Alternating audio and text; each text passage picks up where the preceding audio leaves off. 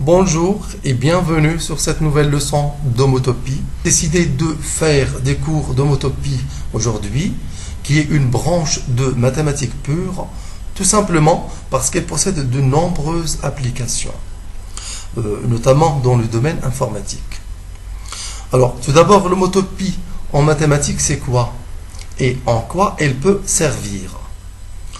Eh bien, tout simplement, l'homotopie est une notion de topologie algébrique, c'est-à-dire tout un mélange de topologie et d'algèbre qui décrit la notion de déformation continue d'un objet sur un autre. Imaginez par exemple un disque qui se contracte et se déforme pour devenir un point, ce qu'on appelle un rétracte par déformation. Deux lacets sont dits homotopes lorsqu'il est possible de passer continuellement de l'un à l'autre au moyen d'une surface continue.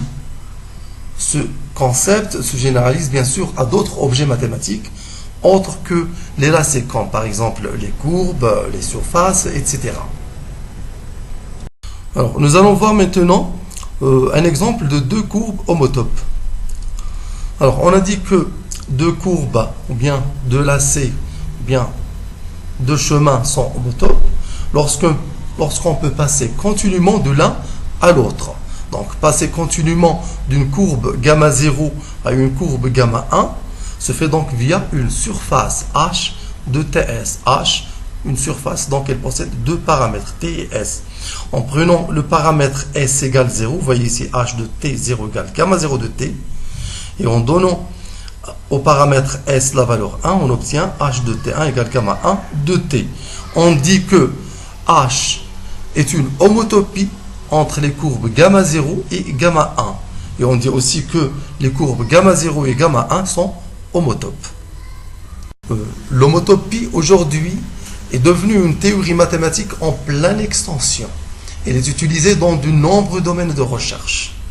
Notamment dans le domaine informatique, elle s'applique à la théorie du typage informatique. C'est une théorie connue sous le nom d'homotopie type theory ou théorie homotopique des types. Elle s'applique aussi à l'homotopie dirigée. Elle s'applique aussi à la sécurité informatique par le biais de l'homologie persistante. Et bien sûr, elle possède de nombreuses autres applications en informatique. Alors, il faut savoir que les champs d'application de l'homotopie ne s'arrêtent pas là. Est-ce que vous avez songé qu'aujourd'hui, l'homotopie s'applique à la robotique?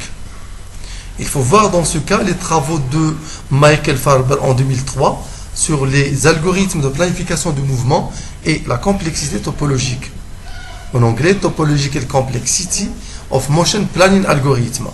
Là où il définit l'invariant homotopique TC, c'est-à-dire Topological Complexity, qui mesure le degré de complexité pour planifier le chemin d'un robot sur un espace topologique.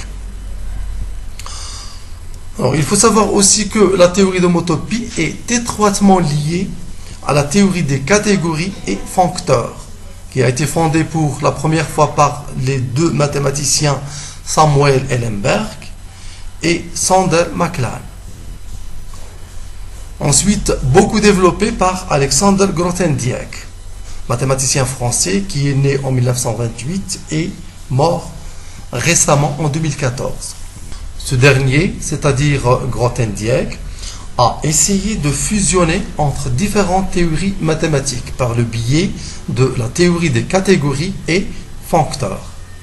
Pour bien comprendre ce que je dis, essayez d'aborder la théorie de l'homotopie, là où vous allez voir qu'un problème de topologie peut être transformé en un problème d'algèbre à l'aide des groupes d'homotopie et du groupe de points carrés, ou bien groupe fondamental des lacets. Voilà, c'est terminé pour aujourd'hui. Merci, au prochain tuto.